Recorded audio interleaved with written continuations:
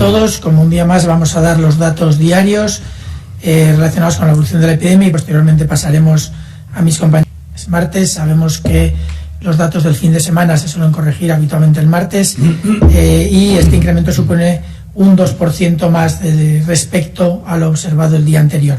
En todo caso, estos 3.968 son alrededor de 1.000 casos menos que el martes de la semana pasada, con lo cual las tendencias van manteniéndose a la baja.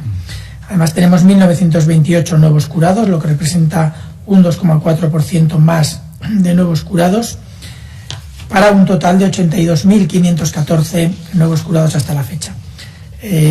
Aunque como estos últimos días el número de fallecidos sigue mejorando, lo cierto es que sigue siendo una cifra que nos preocupa. Tenemos 430 nuevos fallecidos. Ayer estábamos uno por debajo de los 400, esa barrera psicológica siempre gusta bajarla, pero lo cierto es que seguimos manteniendo una tendencia claramente descendente en los últimos días, con el número de fallecidos que representa estos 430, un 2,1 por encima de lo observado el día anterior. En cuanto a la ocupación de UCIs, en cuanto al incremento de casos ingresados en UCIs y al incremento de hospitalizados, también estamos en la línea de los días anteriores, con incrementos del 0,8 y el 1,2 respectivamente.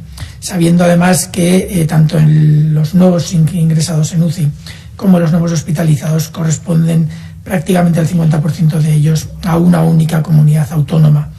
La evolución de las incidencias en los últimos 14 días, en el último periodo de incubación de este virus, sigue siendo una evolución correcta, va progresivamente descendiendo, aunque todavía quedan algunas comunidades autónomas en las que durante estos últimos 14 días ha habido incidencias relativamente importantes.